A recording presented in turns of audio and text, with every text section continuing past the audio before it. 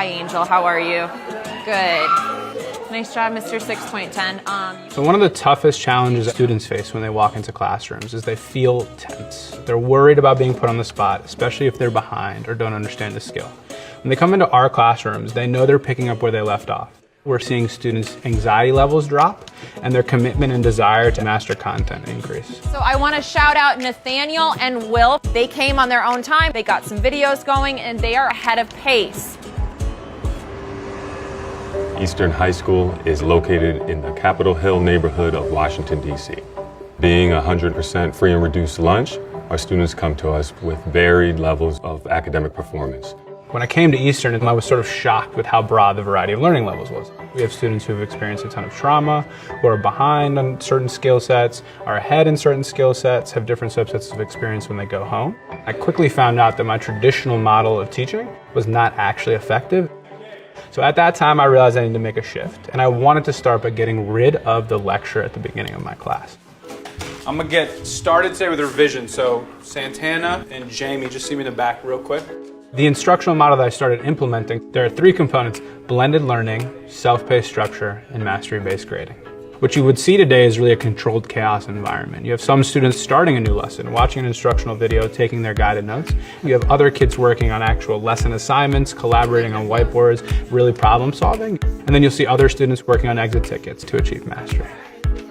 I like Mr. Furr's class because it teaches you independence. For every lesson, we start off with a video, and then during the video, we have to take notes. Mr. Furr, he does the videos himself. You'll hear his voice every time you watch a video. In today's lesson, we're going to focus on finding our local maxes and mins. I love it actually. You get to pause it, stop, and then go back and be able to rewatch the lesson over again until I fully understand and grasp the strategies and formulas.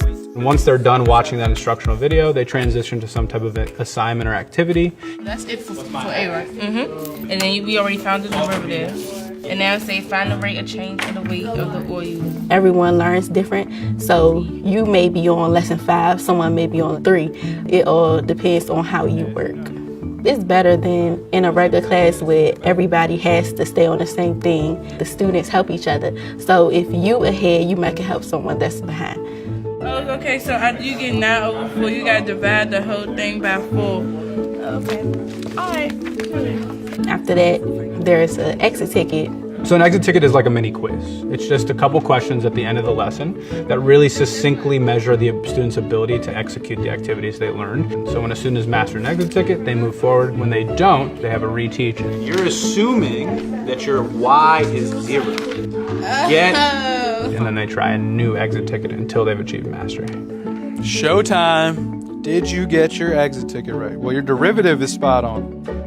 So because I am not delivering a lecture, I'm now free to work with students for the entirety of the class period. X equals 4. Yes. Woo. Real quick, just remind me, what do you have to argue? Who is more responsible for perpetuating the Cold War? I'm gonna meet with a few people on topic sentences first. The video instruction makes me feel like I've been able to clone myself. Instead of needing to explain a concept and then re-explain the concept and then say it again, I'm giving the instruction on the video, which frees me up to work one-on-one or in small groups. Does your topic sentence directly answer the essay question? No, it doesn't. I like it a lot. I never feel like I'm being rushed or feel like, oh, I already know this. Like, why am I going over this again? I always feel like I'm being challenged. I have a really accurate pulse check of where my students are. So-and-so is on 6.9 and they're about halfway through because I haven't seen an exit ticket yet, whereas another student has advanced to 6.10 and I can even lean on that student to explain something to their peers. Okay, so you're only going to use 2 quote explication charts. Your 2 strongest ones. I think it helps with your time management. A couple days ago, I had to stay after school to get my work done because I was slacking a little bit. When you miss a class, you can watch the video at home to catch up. Part of the reason this format works so well is we have a lower than average in-seat attendance rate.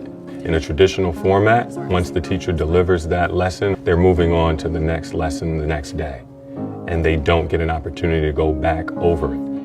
I've had students who, sadly, in a traditional classroom, they simply would have failed the quarter due to their number of absences for legitimate reasons and often sometimes really heartbreaking reasons. With this way of teaching, that student can come really with more of a fighting chance and ultimately pass a quarter.